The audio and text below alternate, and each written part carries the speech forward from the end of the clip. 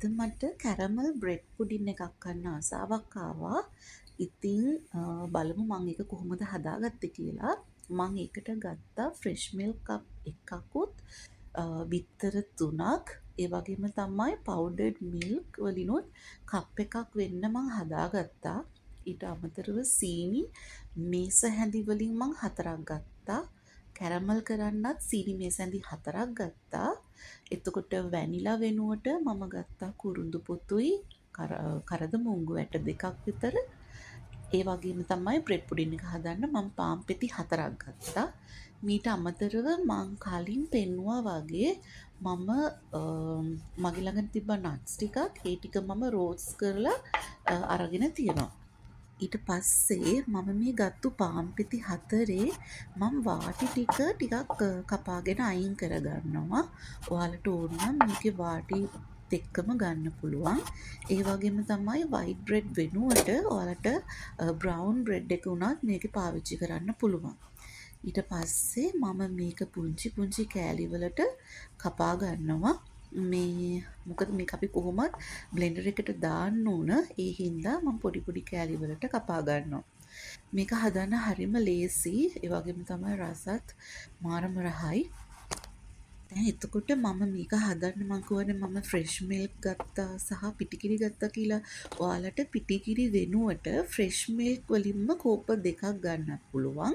එහෙම නැත්නම් පිටිකිරි ගන්නත් පුළුවන් මං ගත්තා වගේම. අපි මුලින්ම කැරමල් එක හදාගෙන ඉමු. මේකට මං අර සීනි මේස හැඳි 4 දාලා ඒකටම තව වතුර මේස හැඳි 3ක් එකතු කරගෙන පොඩක් ලිපේ තියා ගන්නවා. මුලින්ම මේක හැඳි ගන්න එපා.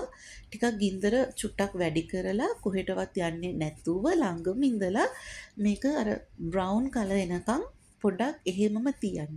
තිබ්බට පස්සේ බ්‍රවුන් කලර් ආවම මෙන්න මේ විදිහට ලිපේ ගින්දර අඩු කරගෙන හොඳට ඒක හැඳි ගාලා තව ටිකක් කැරමලයිස් කරගන්න. හැබැයි ගොඩාක් වෙලා තද බ්‍රවුන් වෙනකන් ඉන්න එපා. එහෙම වුණොත් මේකෙන් කර රසක් එන්න පුළුවන්. මෙන්න මේ වගේ බ්‍රවුන් එකට ආවහම ඒක අපි හදාගන්න පෑන් එකට දාගෙන පොඩ්ඩක් නිවෙන්න තියන්න ඕන. දැන් අපි බලමු කොහොමද අපේ පුඩින් එකට අවශ්‍ය ද්‍රව්‍ය ටික මික්ස් කරගන්නේ කියලා. මුලින්ම අපි අර චූටියට කපාගත්තු පාන් ටික බ්ලෙන්ඩර් එක කප් එකට දාගන්න. ඊට පස්සේ අර අපි ගත්තු ඔක්කොම අමුද්‍රව්‍ය ටික කියන්නේ ෆ්‍රෙෂ් මිල්ක් එකයි, පවුඩර් මිල්ක් එකයි. මම මෙතන අරන් තියෙන්නේ ෆ්‍රෙෂ් ක්‍රීම් එක. ඔයාලට ෆ්‍රෙෂ් මිල්ක් ගන්න පුළුවන්.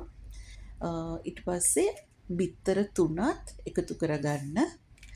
ඊට පස්සේ අපි එකතු කරගන්නවා ෆ්‍රෙෂ් ක්‍රීම් එකයි පවුඩර් මිල්ක් එකයි එකතු කරගන්නවා බිත්තර වලින් පස්සේ.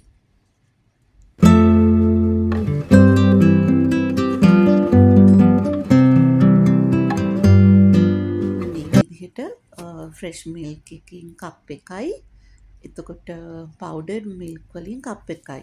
මම මෙතන පිටිකිරි අරන් තිනවා මේස හැඳි ඒත් 4ක්. ඒකට වතුර කප් එකක් වගේ එන ප්‍රමාණයට දාලා තමයි දිය කරන් තියෙන්නේ. ඊට පස්සේ අර අපි රෝස්ට් කරගත්තු නට්ස් ටික හැරෙන්න අපි ළඟ තිබ්බ අනිත් ඔක්කොම මේකට එකතු කරගෙන මේක අපි ග්‍රයින්ඩ් කරගන්නවා. ඊට පස්සේ අපි අර කැරමලයිස් කරගත්තු පෑන් එක අරගෙන දැන් මේක හොඳට කැරමල් ටික සෙට් වෙලා තියෙන්නේ. ඉතින් ඒ වෙලාවට තමයි අපි හදාගත්තු බ්‍රෙඩ් පුඩින් මිශ්‍රණය මේකට දාගන්න ඕන. මේ වෙලාවේදී ඔයාලට මේක පෙරන්න උනත් පුළුවන්. මම නම් පෙරාගන්නේ නැහැ. පෙරුවොත් එහෙම අපිට අර තව හිතන්නකො පාන් එච්චර කුඩු වෙලා නැත්නම් ඒ ටික අයින් කරගන්න පුළුවන්. එහෙම නැත්නම් පෙරාගන්න අවශ්‍යම නැහැ. ඊට පස්සේ මම මේකට උඩින් මම රෝස්ට් කරගත්තු නට්ස් ටික දානවා. මට හිතුණා මේ බ්‍රෙඩ් පුඩින් මිශ්‍රණය එකතු කරගන්න කලින් ඒ කියන්නේ අර කැරමලයිස් ෂුගර් එකට ඉස්සනම් හොඳයි කියලා. මොකද අපි මේක අප්සයිඩ් ඩවුන් ගහනවනේ මේක ස්ටීම් වුණාට පස්සේ. එතකොට නට්ස් ටික අපිට උඩට ගන්න පුළුවන්. දැන් මම මෙතන නට්ස් ටික අන්තිමට එකතු කරපු හින්දා ඒ නට්ස් ටික එන්නේ යටට. ඉතින් අපි කාට හරි මේක සර්ව් කරන දෙයක් නම් අනිවාර්යෙන්ම මේක මතක තියාගන්න පුඩින් එකේ මිශ්‍රණය එකතු කරන්න කලින් නට්ස් ටික අර කැරමලයිස් sugar එකට උඩින් ඉහළ ගන්න. එතකොට අපිට අර nuts ටික උඩට ගන්න පුළුවන්. ඊට පස්සේ මම මේක අද ස්ටීම් කරන්නේ වතුර එකක් තියලා අපි අර ඉදියප්පන් තම්බන එකේ ස්ටීම් කරගන්නවා. මේක ඔයාලට ලොකු භාජනයක් තියෙනවා නම් ඔයාලගේ ගන්න පෑන් එක පොඩි නම් ඒ ස්ටීම් කරන්න ගන්න භාජනයේ ඇතුළටම වතුර ටිකක් දාලා මේ අපිට පෑන් එක තියන්න පුළුවන්. අඩියට මොන හරි සර්වියට් එකක් හරි මොකක් හරි අඩියට ස්ටෑන්ඩ් එකක් වගේ එකක් තියලා එහෙම නැත්නම් මං ස්ටීම් කරපු විදිහටම මේක ස්ටීම් කරලා ගන්නත් පුළුවන්. ගොඩක් වෙලා ස්ටීම් කරන්න එපා. මොකද මේක ගොඩක් හයි වෙනවා. ඉතින් විනාඩි 40ක් විතර ස්ටීම් කරලා බලන්න. විනාඩි 30කින් විතර පස්සේ ඔයාලා මේකට ස්ටීම් කරද්දී ටූත් පික් එකකින් ඇනලා බලන්න. ඒ ටූත් පික් එක ඇනලා බලලා එළියට ගද්දී ඒක ක්ලියර් නම් මේක හොඳට ස්ටීම් වෙලා. එතකොට ඔයාලට මේක ලිපෙන් එළියට ගන්න පුළුවන්.